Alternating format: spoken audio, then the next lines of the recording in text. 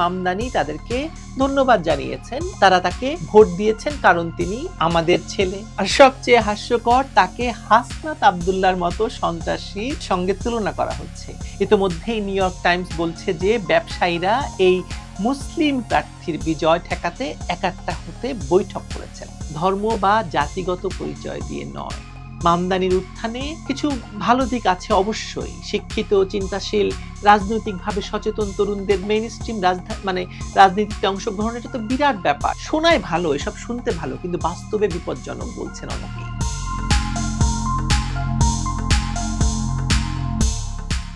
Zohran Mamdani new York সিটির mayor হননি এখনো, অন্তত এখনো তো হননি। আসলে তিনি এখনো কোনো নির্বাচনে বিজয়ী হননি, মাত্র ডেমোক্রেটিক পার্টির দলীয় নমিনেশন প্রক্রিয়ার ধাপটি জিতেছেন।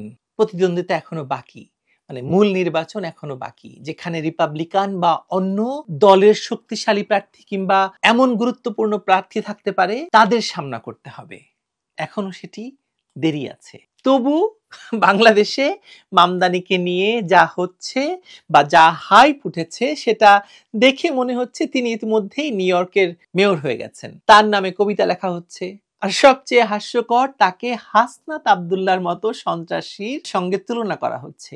এই তুলনা যদি মামদানির কানে যায়, বেচারা হয়তো আত্মহত্যা করে ফেলতে পারেন। জোহরান মামদানি একজন প্রগতিশীল রাজনীতিবিদ হিসেবে পরিচিত। ইন্টেলেকচুয়াল পরিবারে তার জন্ম। তার মা বিখ্যাত সিনেমা ডাইরেক্টর বা পরিচালক মীরা নায়ার। সমাজতান্ত্রিক ধারার রাজনীতি করেন তিনি। নিউ ইয়র্কের সমাজের নিচুতলার মানুষের জন্য কথা বলেন। কিন্তু তাকে ঘিরে যে উচ্ছ্বাস, বিশেষ করে বাংলাদেশি কমিউনিটির কিছু অংশ, তা ঠিক আদর্শ নয়, বরং তার মুসলিম পরিচয়ের কারণে। তার মুসলিম পরিচয়টিকে হাইলাইট করা হলো, তাতে তার চূড়ান্ত বিজয় নিয়ে আপনি সন্দেহ করতে পারেন। কারণ এই ধর্মীয় পরিচয়ের কারণে সকলে ঐক্যবদ্ধ হয়ে তার বিজয়কে ঠেকিয়ে দিতে পারে। ইতিমধ্যেই নিউ ইয়র্ক টাইমস বলছে যে ব্যবসায়ীরা এই মুসলিম প্রার্থীর বিজয় ঠেকাতে একাট্টা হতে বৈঠক করেছেন।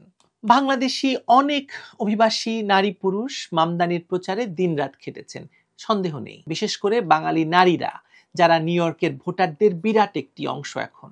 সে কারণে মামদানি তাদেরকে ধন্যবাদ জানিয়েছেন, তারা তাকে ভোট দিয়েছেন কারণ তিনি আমাদের ছেলে, মুসলমান। এদের বড় অংশ প্রগতিশীল নয়, বরং ধর্মভিত্তিকভাবে কনজারভেটিভ তারা। এক্ষেত্রে মামদানির জয় আদর্শের জয় নয়, তার পরিচয়ের জয় হিসেবে আমরা দেখছি ব্যাপারটিকে। এরকম অভিযোগ অতি দ্রুত তোলা হবে ট্রাম্প শিবির থেকে কিংবা মূলধারার মার্কিন সংবাদ মাধ্যম থেকে। আপনি দেখবেন এটা তোলা হবেই।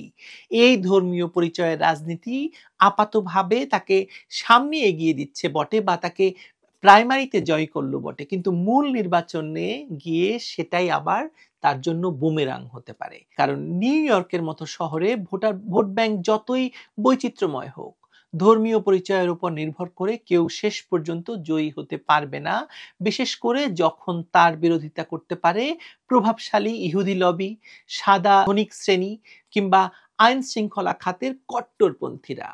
তখন মুসলিম পরিচয় সুবিধা না হয়ে ঝুঁকি হয়ে দাঁড়াবে নিশ্চিত। তার কিছু প্রস্তাব, যেমন ধরুন ফ্রি রেশন ব্যবস্থা, ফ্রি বাস সার্ভিস, পুলিশ ডিফান্ড করে সামাজিক কর্মীদের দিয়ে আইন শৃঙ্খলা রক্ষা করা, শোনায় ভালো, এসব শুনতে ভালো, কিন্তু বাস্তবে বিপজ্জনক বলছেন অনেকেই। নিউ ইয়র্কের মতো একটি জটিল অপরাধ প্রবণ শহরে এ ধরনের আদর্শবাদী পরিকল্পনা বাস্তবের চেয়ে স্বপ্ন বেশি বলে তার সমালোচকরা ইতিমধ্যে বলা শুরু করেছে।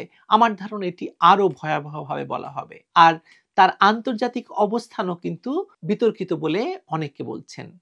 হামাস, লস্করে তাইয়্যিবার মতো সংগঠনের বিরুদ্ধে তিনি কখনোই কঠিন অবস্থান নেননি, অথচ এই লস্করে তাইয়্যিবার মতো সংগঠনগুলো নারীর অধিকারের প্রতি, এলজিবিটি সম্প্রদায়ের অধিকারের প্রতি এবং ধর্মীয় সংখ্যালঘুদের প্রতি অত্যন্ত বর্বর। মামদানি নিজে নারী অধিকার বা প্রগতিশীলতার পক্ষে থাকলেও এই দোদুল্যমান অবস্থান তাকে আদর্শিকভাবে দুর্বল করে তুলছে বলে তার সমালোচকরা বলছেন।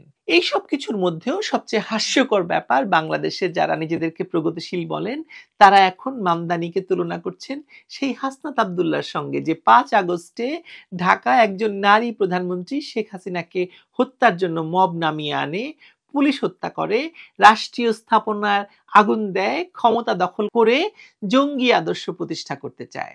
মামদানি যিনি শান্তিপূর্ণ নির্বাচনের মাধ্যমে রাজনীতিতে আসছেন, তার সঙ্গে একজন সহিংস গণতন্ত্র বিরোধী নারী বিদ্বেষী জঙ্গিবাদী নেতার তুলনা, এটা মামদানির জন্য আসলে অপমান ছাড়া আর কিছুই নয়।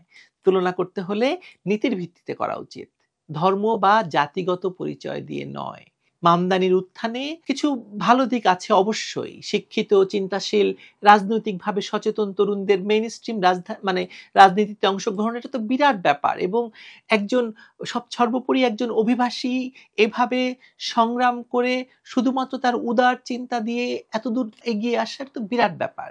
কিন্তু তার পথ এখনো শেষ হয়নি, সামনে আরো বড় লড়াই তার জন্য অপেক্ষা করছে।